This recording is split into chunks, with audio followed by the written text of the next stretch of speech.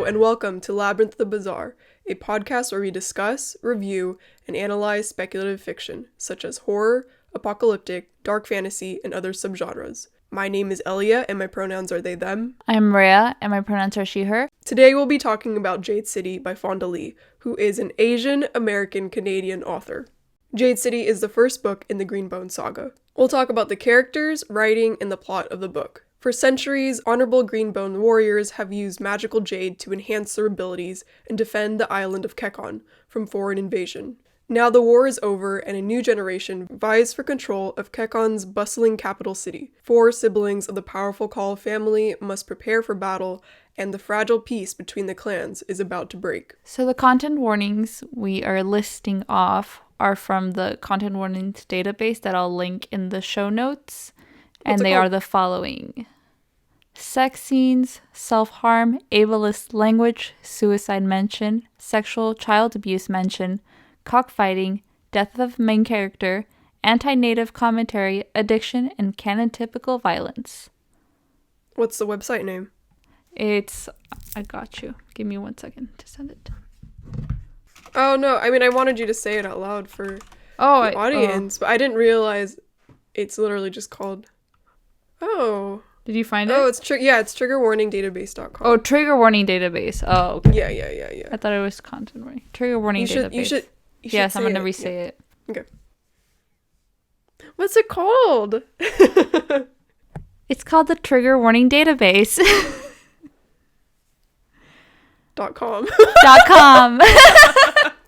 So, Andrea, this is your first time reading this book. Yes, it is. Oh, you sound very excited. Tell me about it. How'd you feel? I went through so many emotions reading this. It literally gave me a stomach ache. Oh my god. Out of the stress that I was feeling for the siblings. Actually, I started reading this book like 3 years ago. And I never finished it because it is a very slow burn book. And the beginning is very slow. Like, the action doesn't really start until later in the book. So it took me a while to get into it. And only because we were going to make this episode that I was like, I gotta finish it, actually. I gotta do it. This is your third time reading it? No, this is my second time. Oh, okay. Yeah. I would be in a lot of pain. I would hate myself if I read this book 3 times. But then again, I love angst, so... But yeah, this was a reread, and during my first read, I had such a hard time. I had to literally write a glossary for myself, and I still have the sticky notes. Because I was really busy with uni at the time, and so I would only read like 1 chapter every few days. And so it was really hard for me to be like emotionally invested until maybe a third into the book. And it was also very hard for me to keep up with the story because there were so many names and so many terms that just you're immediately supposed to understand like right away. So I struggled a lot. Like what? I was really confused with like the hierarchy. The fist, the fingers. Yeah, exactly. I was really confused, like what a horn is, what a fist is, fingers, pillar, weatherman. It was just a lot to understand right away because in the first chapter you're already trying to like, they're already delving into like the complexities of power in this hierarchy. And so my brain was like, I can't keep up with this, especially at the pace at which I'm reading it. But it wasn't until Lan died that I was emotionally invested. I think that's the point where I was like, oh wait, I just realized how emotionally attached I am to this character, and you just killed them off. How could you do this to me? I'm so invested in this book now. Okay, but that brings up a point in the book. It somehow subtly makes you invested into these characters. Like, you don't, for at least for me, a lot, I choose which characters I like. And for this one, it just happened so naturally, and I didn't realize how attached I was until it was taken away from me. You know, sometimes, if I'm gonna be honest, sometimes I don't realize that a character is my favorite character until they die. I'm like, oh. But you know what? Maybe that's part of it, because then the angst afterwards is really good for me. Really good for you? Yeah. Okay. Like feeling sad about it. And that's one of the strengths of this book, like the characters and their dynamics with each other. I think that Fonda Lee is really great at capturing humans and how they interact with each other. Yeah, that is very fucking true. The characterization and just the development of people and how they interact with other people is just so fucking good. There's no two characters that feel like they could be interchanged. Like, no, they belong in that spot. They've been fully developed. They're fully realized characters. Yeah, and they're so different and they contrast with each other. Yes. And that allows for like really, really interesting, complicated interactions because they're constantly clashing with each other. Another thing that I liked about the book was the world building. And I think everybody should read it because of the world building. Yeah, I think that it's very subtle. You know, I think that when people want world building, it's always a lot of descriptions. And I don't think that's what world building is. And Fonda Lee does it so subtly. And it's just so great. Because everything that she writes or she makes the character do eventually show up having a history in the world. Like why they tug their right ear is just so like a subtle thing that became a very constant thing about Kekoni's culture. And it's just like, oh, wait, that's cool. Why did they do that? And then she'll explain it at one point and other things like that. Like small things that make it a fully realized world that we can imagine actual people living in. And even though it's like so different from our world, like we could still understand it even though it is so different. The way that she has built Kekon and their lives, the book as a whole feels larger than life. Like the world is so big and these characters are societally important and impactful. And it takes skill to be able to create tension and make it believable, because I feel like sometimes I'm reading books or I'm watching shows and people will write these high stakes, but it doesn't have the tension and it doesn't make it believable for the audience the way that Fonda Lee does it. I'm adding this book to my list of books with world building I could admire. And there's only 2 other books on that list. Really? What is it? The 5th season and Watchmen. Yes, we love Watchmen. The last strength that I want to bring up is the political dialogue. Again, that's something that I think is really difficult to do, and I think that Fonda Lee handles that really well. I'm not a very politically smart person, like in political terms, like actual political terms. So there were some parts that were confusing to me and I had to like bust out dictionary.com. But it's so smart. I love books that make me feel like a smart person wrote it, but they don't think the audience is dumb at the same time.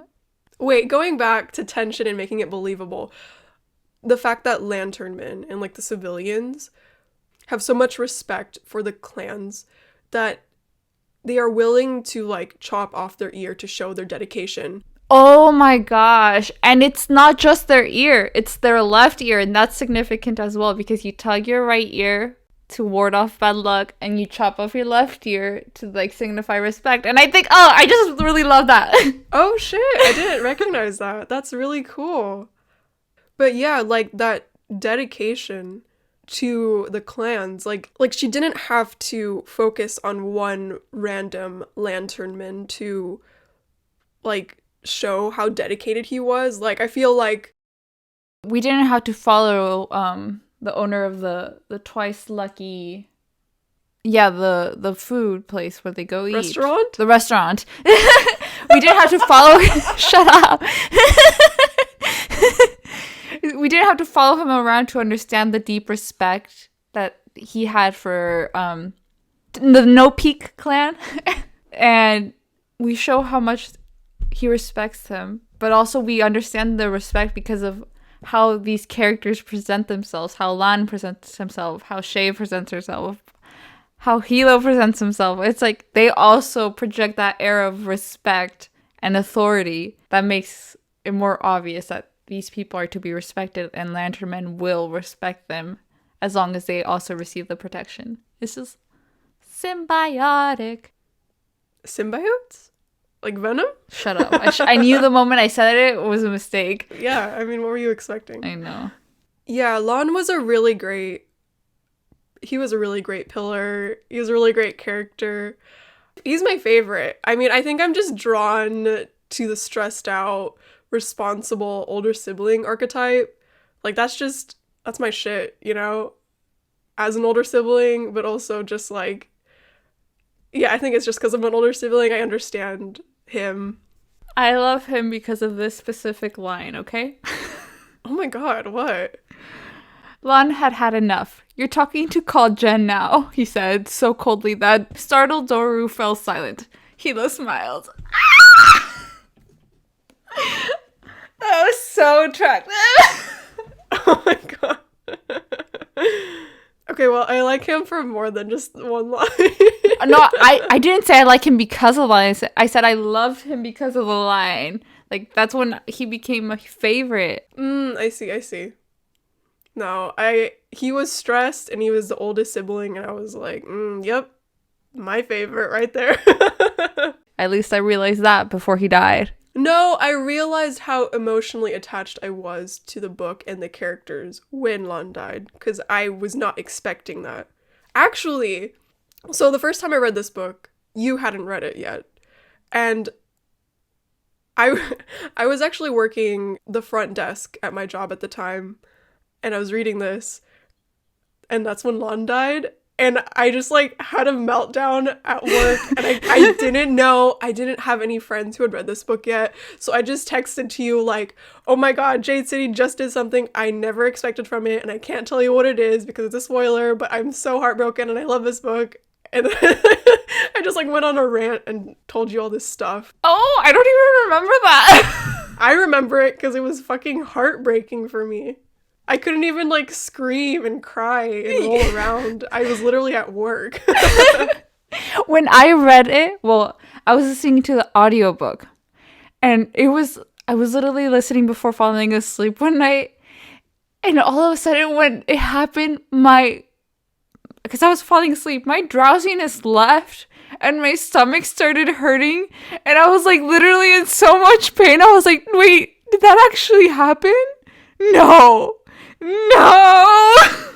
It didn't even hit me until they said that they were preparing his funeral. Like, I was so in denial. Yes, when Hilo calls Shay, oh, I wanted to vomit. That's like the worst call you could ever make. But Lan as a character, because, like, unlike Hilo, Kaul Lan has been preparing for this his entire life, and so there's a lot of expectations for him to be a good pillar, and also expectations to be as good as his father, who is, like, a golden son, according to his fucking grandfather. He had, like, a lot of weight on his shoulders that he was dealing with alone, because on one hand, his two most trusted advisors, which are his brother and Doru, the pedophile, and one of them was betraying him, and at the same time, when he didn't know he was being betrayed, was always on the side of his grandfather. And on the other hand, he had, like, trigger happy Hilo, who gets into fights so quickly and he will do anything for the sake of it. So he has to base a lot of, like, his decisions on his own and trying to maintain this calmness and feeling of being unworthy of this position. And also dealing with the fact that his wife left him. Kaul Lan, I would never do that to you. Lan is... Oh, I really love the Asianness of this book. As an Asian myself, it makes me really happy. And they all have really complicated relationships with culture and, like, how they engage with it. And for Lan, he's, like, very submissive to his role in society and in this family and in this culture. And I just think that's... I don't know. I relate to that in a way. The last thing I want to mention about Lan is his dynamic with other characters. I think Lan has the best dynamics out of, like, all of the siblings out of all the characters. And I think maybe it's because he's the oldest. Again, just a me thing. I have no idea. But like, he's so protective and calm because he's like the responsible older sibling. And so he has like these unique relationships with each sibling. And we see his relationship with Shay and Andon the most. I think I'll talk about them a little later, but I wish the complexities of Hilo and Lan's relationship was explored a little more. I feel like it was exposed after Lan's death, and maybe that's when their relationship really had an effect on Hilo. But I would have liked to see more glimpses of how their dynamics as children are still present in their life as adults. You know what I thought was really interesting?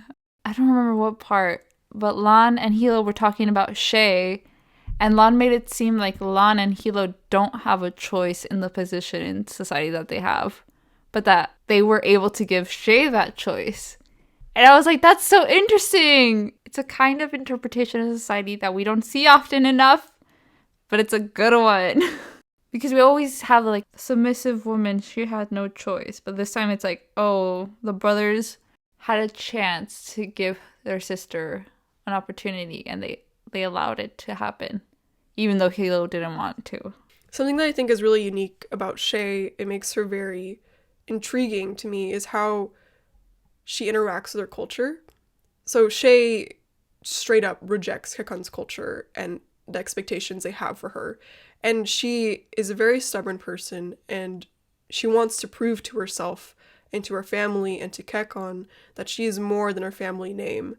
And it's really interesting watching that like internal struggle when she reluctantly comes back to Kekon. It reminds me of my own life experiences and how like I have made choices for myself that people in my life frown upon and think will lead to financial failure. And no matter what happens, I am not going to give up, nor will I ask them for help. The pride and stubbornness, which isn't necessarily like right or wrong, it's just very human. No, yeah, even like the flaws of these characters are deeply relatable. And I remember when I was reading it, I was frustrated that Shay didn't want to be Weatherman because I wanted all three of the siblings to be in positions of power at the same time. And I remember I told you about it and you were like, no, she doesn't want to be though. And I was like, well, I don't care. Yeah, it's very interesting because, you know, a large part of me is very much like Hilo, and I think it's because of my culture ingrained in me. We have expectations and we have to fill those roles. And like Shay not doing that was very frustrating, but actually the one that frustrated me more was Andon. Oh, yeah. I'll say that for Andon, but yeah, that was very frustrating. But yeah, no, Shay doesn't want to be Weatherman, and I think that's fine. And I think it's so fucking tragic that the reason she has to accept her role in society is because of her brother's death. That's so painful to me. The grief that she went through. Specifically her grief, because I feel like her grief was shown differently than Hilo's and Andon's, and how like she was holding herself very strongly, and then all of a sudden we see her like walk into a room by herself, and then she cried all night, and she woke up and she realized that her entire life had changed. And it's just like, ow, no, Shay. I wish you could still choose not to be the Weatherman. Even though I wanted you to be. Tell me about Hilo and his grief. You know, I like the 5 stages grief. I think he's so stuck on the anger part. He has not reached acceptance yet of Lan's death. And we could see it because he immediately starts imagining Lan being disappointed at him. And he's hearing Lan's voice in his head telling him these depreciating thoughts. And even though he knows it's himself talking, he tells it to himself in Lan's voice. And he's like using that anger that he thinks Lan is going to have towards him to fight this war out of just pure anger. And I don't think this boy has known anything, like any motivation other than anger and familial duty. And I just think he hasn't been able to deal with his feelings, and he's covering it up with this fake facade of power and anger, and he's gonna break. That man is gonna break so soon, and I know it has to happen in the second book. Like, he hasn't completely broken yet in the first book. I personally think he's gone through a lot. Yeah, break him, Fonda Lee. Fonda Lee, you have to break him because he needs to deal with his grief. Shay has let it out. Hilo has been angry but hasn't completely let it out, and I feel like that's damaging him. And we could see that's damaging him not only because he's in a position that he still doesn't believe is his. He still sees himself as the Horn. In the final fight with Gaunt, they call each other Horn. They both call each other Horn, and he's not seen as the Pillar. And I'm like, boy, you're the Pillar. You're not the Horn. Stop. And he just hasn't accepted that.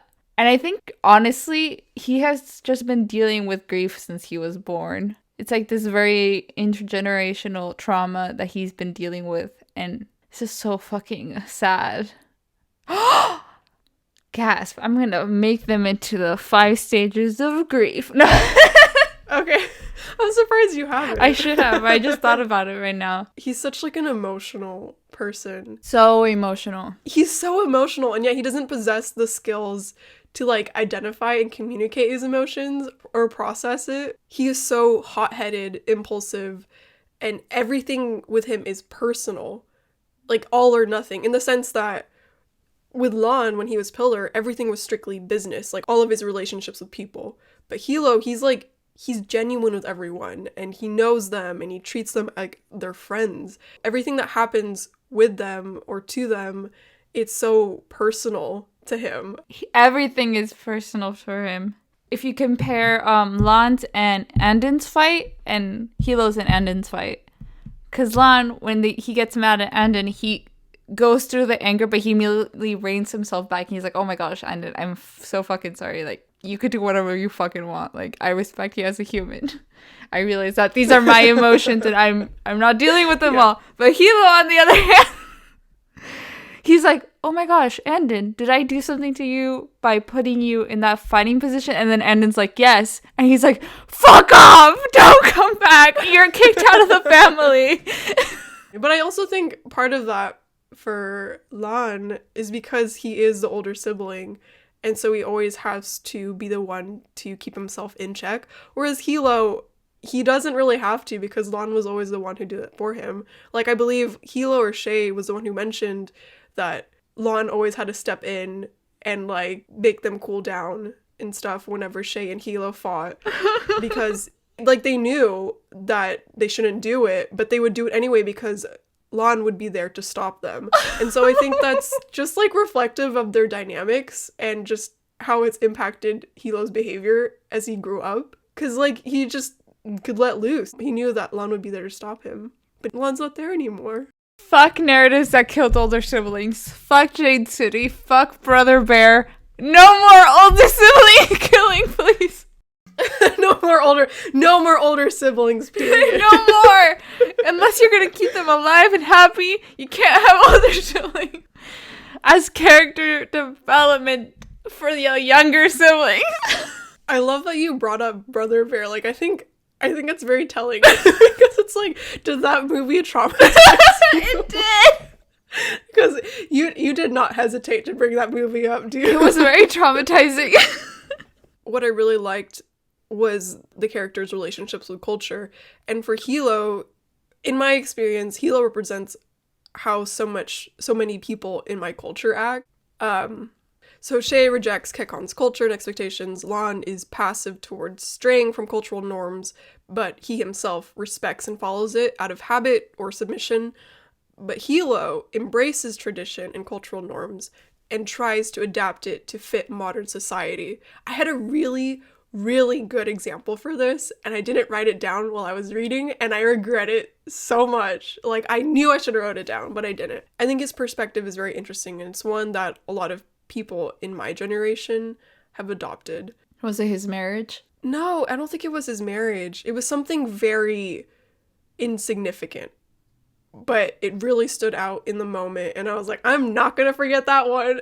And I did. It was definitely when he was Pillar and when he was engaging with the politicians. I think for Hilo, one of the things I found interesting about him is that the first half of the book, we get a lot of Lan comparing himself to Hilo and feeling unworthy of his position as pillar because Hilo was so perfect, powerful in his jade wielding, in his charisma, in everything. And then all of a sudden, once Hilo has to be pillar, he's just constantly comparing himself to Lan and being like, oh, he was just the perfect leader and I'm not able to be like him because I'm everything that Lan would admire in Hilo. He would see it as a negative about himself, that he was more warlike, he was more straightforward. He didn't have the politics side of things. And I was like, oh, now they're just never going to be able to talk about it because Lan is dead and they'll never be able to talk about it. Out of the siblings, these two, you only see Lan's dynamic with Hilo when Lan's alive, and then vice versa for Hilo and after Lan's death. And after Lan had died, we saw a lot of Hilo's insecurities about feeling inferior in comparison to Lan, as you said. And, like, he was so insecure about replacing his brother as pillar and not being good enough for Lan so that he wouldn't die in vain. And I was like, Hilo, you're trying your best, bud. It's okay. Honestly, I was going to say, like, he's probably my least favorite, but I now that I think about it, I probably love them all equally at this point. I don't. I love Lan. If Andon was a stage of grief, he would be depression. Oh, that's so sad. Because he literally is living his life feeling guilt over Lan's death because he thinks it's the fact that he didn't communicate with his siblings more, or he didn't feel comfortable communicating this information that this happened to Lan.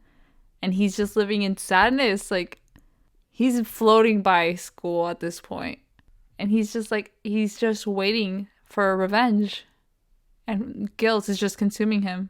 Yeah, and then it all blew up in his face at the ceremony scene because he was just so overwhelmed. Yeah. With, like, his emotions and his expectations and just the war. Like, his older brother was dependent on a drug that killed his mother and eventually killed him. And he didn't get to grieve or talk about his feelings, specifically his guilt. And when he tried, Hilo's communication was just anger. Mm-hmm. And he thought that if he told Andon to not worry about it, then I don't know what the fuck he was expecting. Hilo has problems processing his grief as well, so it was kind of just complicated for both parties. And Andon was just immediately thrusted into a war and didn't have a support system at school, and his siblings were all busy fighting in the war, so he just didn't have any way to process what he was going through. Yeah. Especially since he's the youngest and there's such a large age gap between them all. And I honestly think the one he was closest with was Lan, so I feel like that makes it harder for him. Funnily enough, even though a lot of the interactions we get would make it seem like he's closer to Hilo, the few moments we have with Lan, and there's a line Shay says that Andon has always admired Lan and always wanted to be like him. It just makes it, like, establish it, like, that man was, like, his parental figure, basically. He even says, like, he was more of my uncle than he was my cousin. And now he lost him. Lan took on, like, the older sibling role of being a parent. And that goes for all siblings. Andon and Hilo's friendliness could be mistaken for being close siblings, but they're definitely not close, even though they hang out a lot. And, very interesting interaction between the two of them when the ceremony scene happens. And so, okay, again, going back to, like, this theme of all of them having a really complicated relationship with culture, Andon to me represents a young individual who has been following the expected motions of culture with, like, eagerness, right? But he doesn't truly know what he wants for himself. And I mean, wartime and death and everything he's experiencing is very overwhelming for someone that young. And so he kind of just, like, had a meltdown and suddenly rejected the path that he put himself on. And yeah, that conversation between Hilo and Andon was, I didn't know whose side to pick on. Like, I know you don't necessarily have to pick sides, but there was just like, I don't know, a very strong part of me sided with Hilo, and then another part of me sided with Andon. And it has a lot to do with like culture and cultural expectations. I was really frustrated with Andon, especially, I don't know if it's culturally. I know America is very individualistic and it establishes like you have to do things for yourself.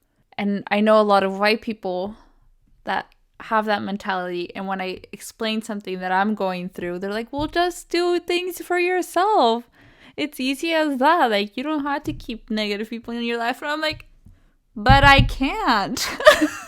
Like, I was raised in a culture that is very familial, where you will do things that you don't want to for your family because it's for the sake of family.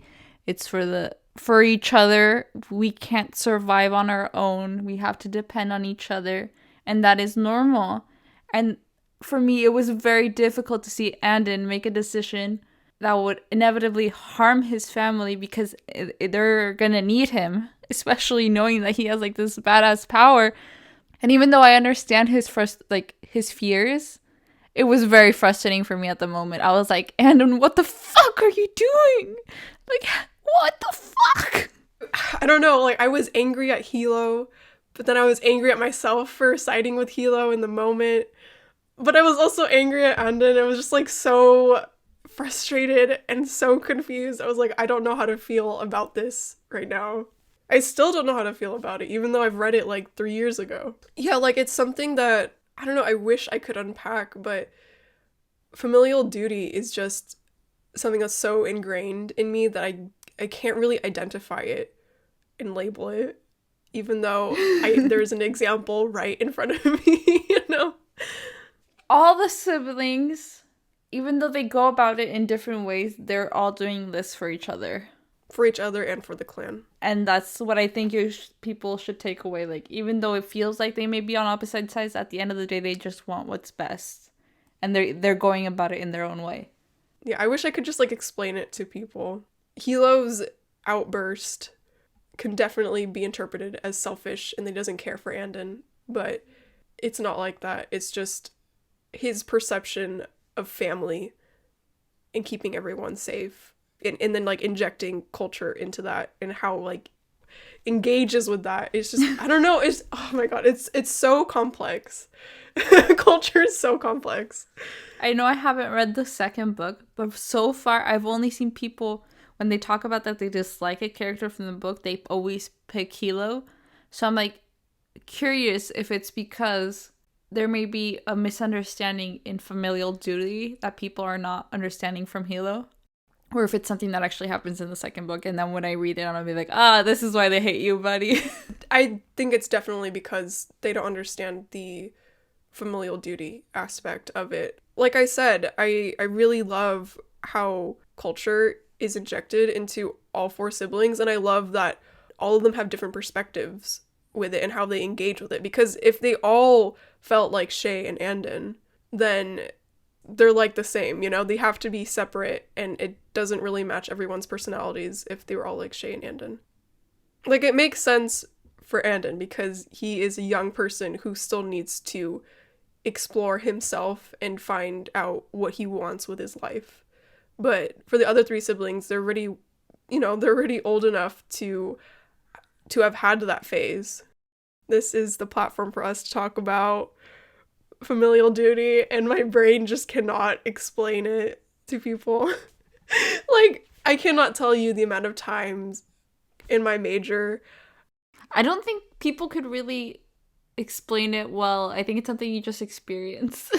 Yeah, because it's nothing you can really compare with, yeah. As much as I would love to keep talking about these characters and their dynamics, because it's my favorite part of this book, we need to move on to writing. I thought it was A-okay. Really? It was okay. I don't think it was, like, amazing, but I also didn't hate it.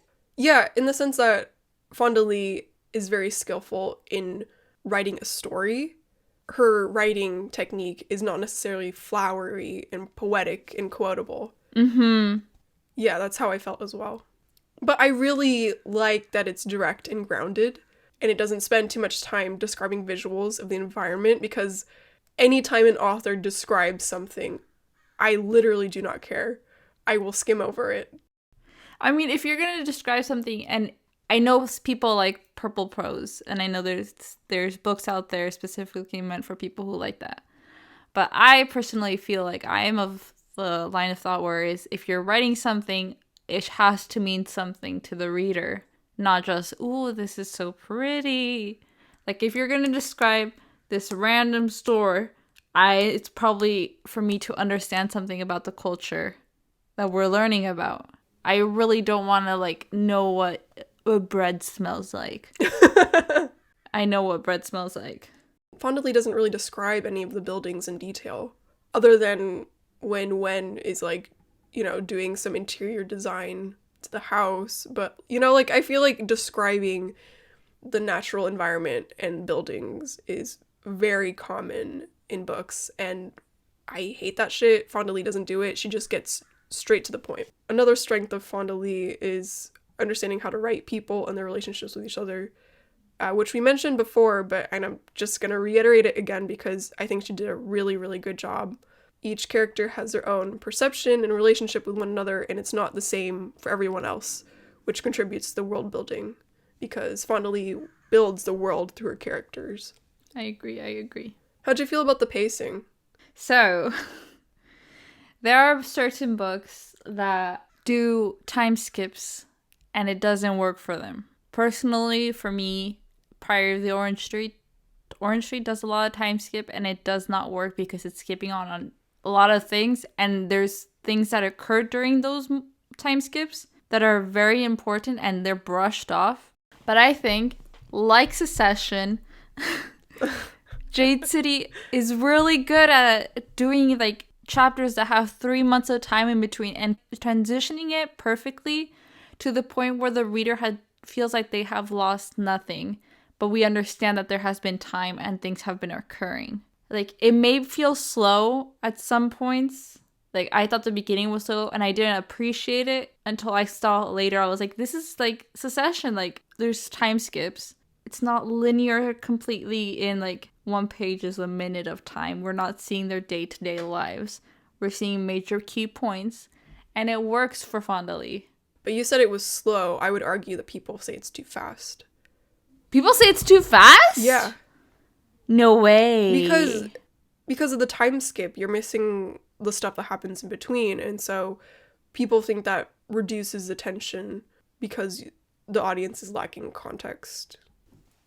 Interesting. But I fucking love it. I love the pacing of the story. It skips all that stuff in the middle that I hate. I hate that stuff. I hate traveling to the destination. This is why I hate you. One day we have to review a book that actually has that so we can debate about it. Oh my god, that'd be so boring. I hate that. I hate it so much. When it's done well, it's good content to understanding the world and the culture. When it's done well, then read good books. It's not even books, it's everything. I hate that shit. Did you have a point of what lacked development, or you just put it there twice? I do have a point about what lacked development. And honestly, to me, the final fight with Andon, Gaunt, and Hilo, I think that Andon's Jade tolerance and abilities was underdeveloped. Yes, I agree. Which was very surprising to me, because I thought that it would have been handled a little better. It kind of caught me off guard when I was reading it. You see, that's the thing, though. I think maybe that was done intentionally, but the thing is that decision just does not track with everything else in the book to me. There were some mentions of, like, people were talking about Andon's, like, possible, like, reactivity towards Jade, and it's, like, mentioned, like, twice in the book. But I'm like, we had already seen him use Jade, and nothing terrible happened. And of course, he used, like, an insane amount of Jade that Hilo wears. But I'm like, there was nothing that was preparing me for that. Yeah.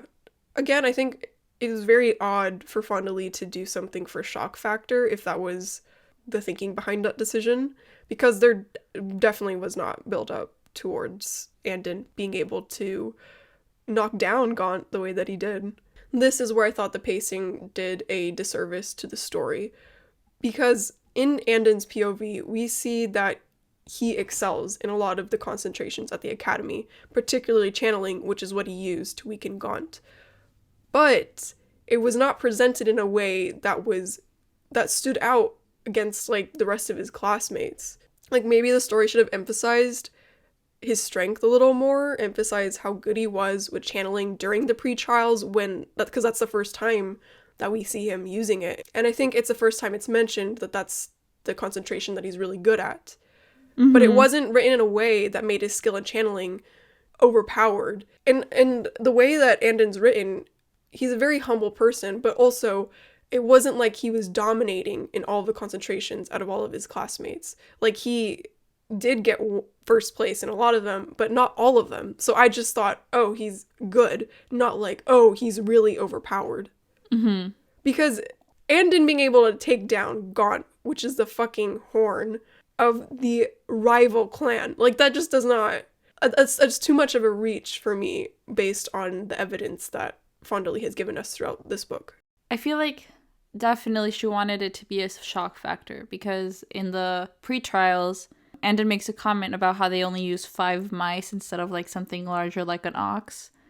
And so, like, even then, presenting their powers with the Jade is not fully at its highest. So it's, like, shown that there's more power he could use, but because of the situation, he can't show it off.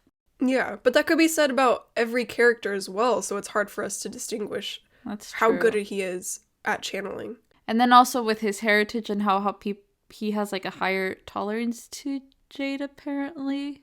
Or I don't even know. I don't even know either, so I don't want to, like, I don't know if we should we say that and we'll be wrong. Something about his heritage does something to his Jade tolerance. I don't know exactly if it lowers his tolerance or increases his tolerance. I don't know. I think it was that he is more susceptible to the itches, which is, like, being addicted to, right? Being addicted to, like, Jade. I thought it was he also could wield it better. See, this aspect was poorly developed. Yeah. Someone's gonna be like, actually, it was explained very clearly. Actually. Another aspect of the story that I feel probably will have more meaning because of the epilogue, but Barrow can't stand that bitch. I can't stand his chapters. I can't stand his self-pitying. Just shut up. What did Lan do to you? He let your ass live. Oh my god, I know.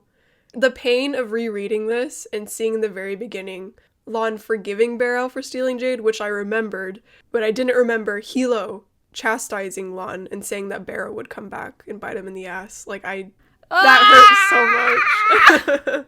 Do you have any other thoughts? I love Wen.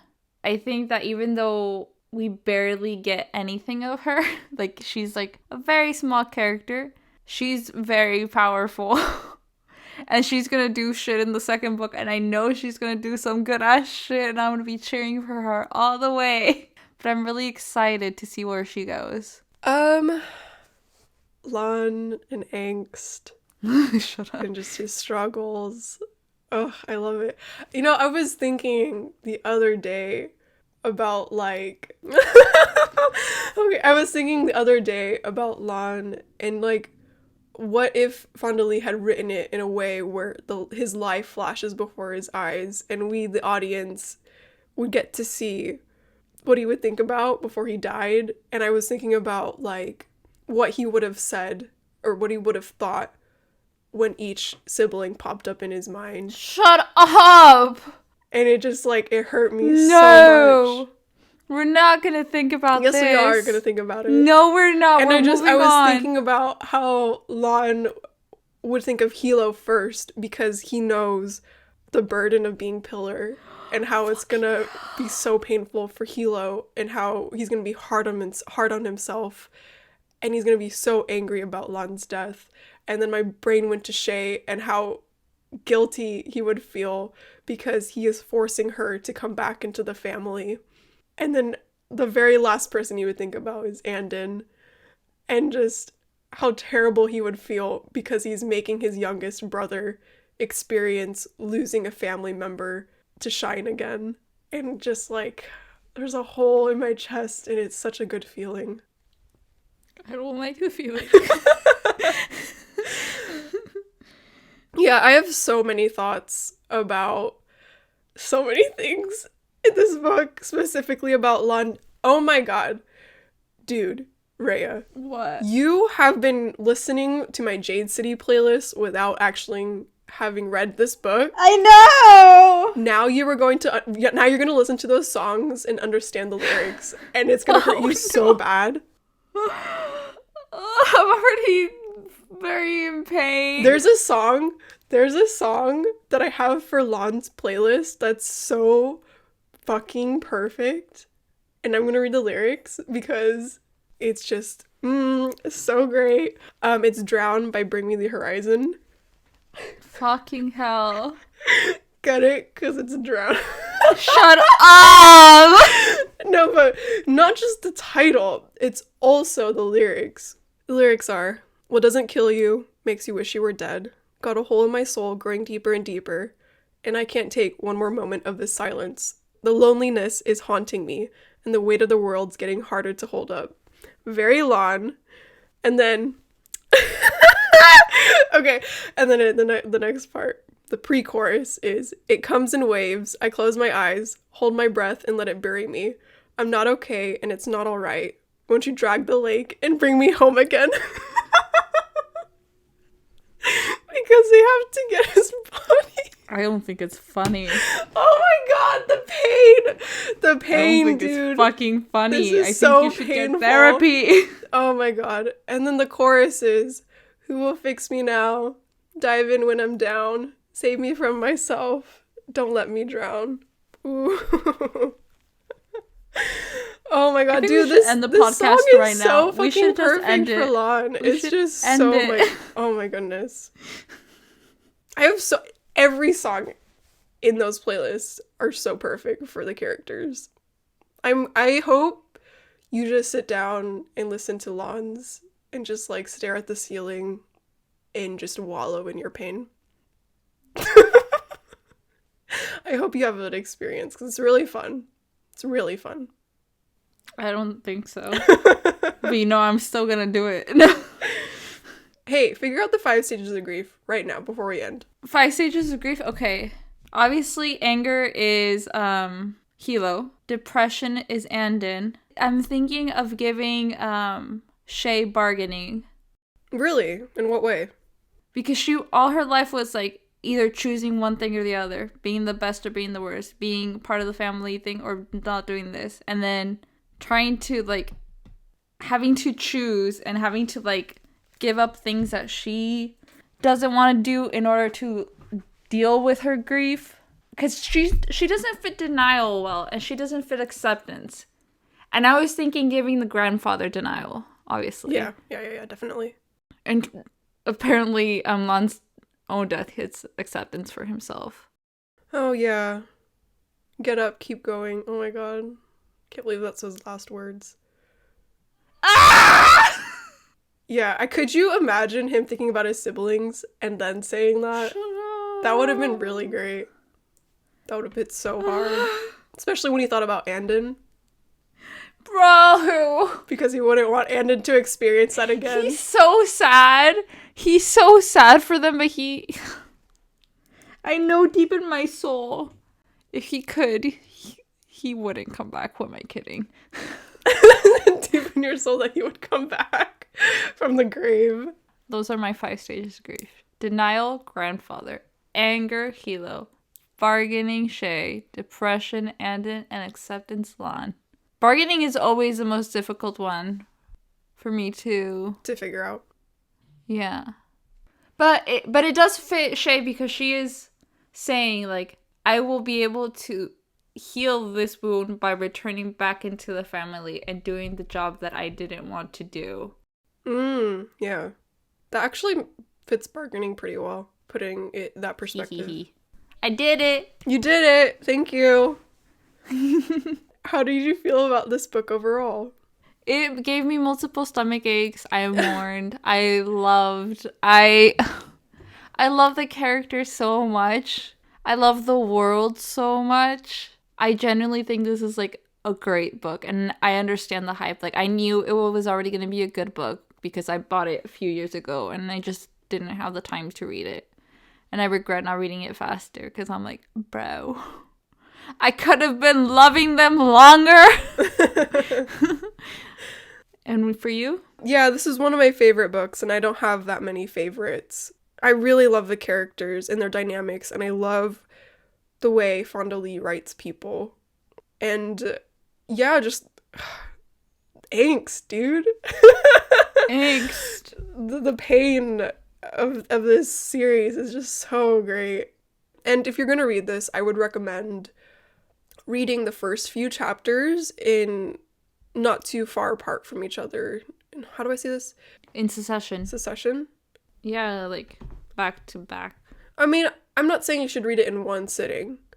I'm saying don't take week-long breaks. Okay. Between each chapter. Don't do it in Elia. Yeah, don't do what I did. But I think once you understand the world, like the skeleton of the world, and you're hooked on the story or interested in the story, then that's when you can start reading a lot slower. Just because it's very difficult to recall all this information if you take week breaks in between each chapter. Did you understand the interludes? No. I didn't either. Because, like, I knew it was supposed to reflect what happened or what will happen, but I just could not connect it. Also, sometimes I don't put a lot of effort into those things, and I just skim over them. Yeah, I know they're important in developing, but I was like, But Rhea, you're supposed to appreciate world building. Shut up. So, Rhea, what have you been consuming recently that you'd like to share with the audience? So, I've recently started listening to Unwell, a Midwestern Gothic podcast. It's basically just follows, you know what? I forgot her name, but it follows the main character as she returns to take care of her mother after she has an accident to a small town where she grew up in during the summers. And a lot of spooky things start happening. And a lot of shit starts happening, and I don't want to get into it because it's really hard to explain. But it's been really good. At first, I didn't like the first episode. It took me a while to get into it. Elia knows why. Mm-hmm. I'm not going to say why right now. But it took me a while to get into it. But I really ended up liking it. It truly embraces gothic horror well. It goes slow. It's not for people who need fast-paced action. It's very moody. The characters are good. Sometimes they're annoying, but you know what? Characters who are annoying are real. Because I get annoyed by real humans. But I actually recommend this podcast. And it also has very good audio design and music production, which I like. What I want to recommend is Red Dead Redemption 2. Ugh. I was honestly very surprised by this game. I played it because a lot of people said it was really good. Obviously, it's gotten a lot of awards and attention, so there's a lot of hype around it.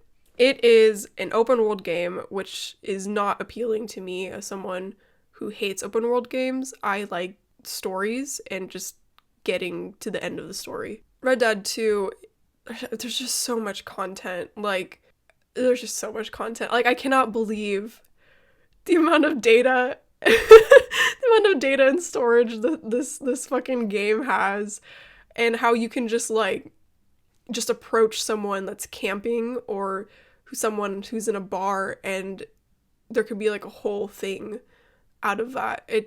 There's just so much content, and it's amazing. And it's not something that I personally would want to appreciate in game. If anything, I would like to look at it on Reddit and appreciate it on there. But the game itself is very appealing to me. Like, you don't have to consume all that world building stuff to really appreciate this game. And it's just, okay, like the gameplay, it's so wonderful, and like, you just do things in this game. It's just so like you just like ride your horse and you can customize your this is not unique to Red Dead, but I mean, just like there's just so many cool things in this game, and I really like the story. And what's really interesting is how every action that you have, I mean, usually in games that there's like, you know, like a cutscene or like significant parts of the story in which your actions in that scene will affect the rest of your story or the ending of the story, right? But for this, it's like everything that you do will affect the story and how it ends, which is really interesting. And I just, yeah, I'm just like really overwhelmed because I finished the main story last night. I still have to finish the epilogue, but I just really like it, and it's sad. And I knew it was sad, but I didn't think it was the sad that I would like. I definitely recommend taking your time with this game. I did rush like the last quarter of it because... And I told you not to. Well, I really wanted to play Doom Eternal, so I need to finish this game. Red Dead Redemption 2 is a prequel for the first game, and you're basically playing an outlaw, a gunslinger in fucking... I don't know. It's a prequel? Yeah, it's a prequel. Oh, I played Red Dead Redemption with my brother. Oh, yeah? It's the prequel, and so, yeah, sometimes I talk to people about this game, and they expect me to have already played the first game, and I'm like, fucking, I don't know anything about the first game. But yeah, you're a gunslinger, you're a cowboy, and you're just traveling with a group of people trying to, you know, stay away from the law, keep yourself out of trouble, protect your family, and it just gets really heavy. It reminds you of like the progression of the story reminds you of Game of Thrones in the sense where you watch episode 1 from season 1 and you're like, wow, everyone's so happy. And then you watch the rest of the episodes and you think about the good old days in episode 1 when everyone was still happy. That's how I feel about this game right now. I'm like, I wish I could go back to when everyone was happy.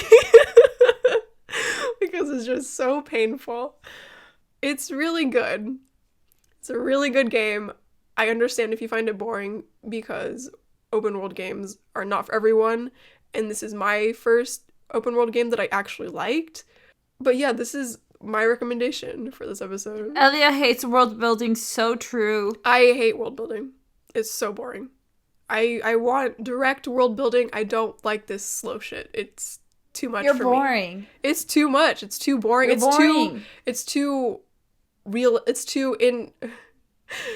too realistic. Like the time is too realistic. You're so boring. This might be a favorite game of mine, and I'm looking forward to replaying it in like a couple of years. Look at you go. Another favorite game. I know. Finally expanding my favorite games list, because having the Bioshock trilogy as my only games that are my favorite, it was really hard. All right. No. Okay. Why are you referencing that? It just comes out sometimes. Okay. Okay. Have I not done that around you before?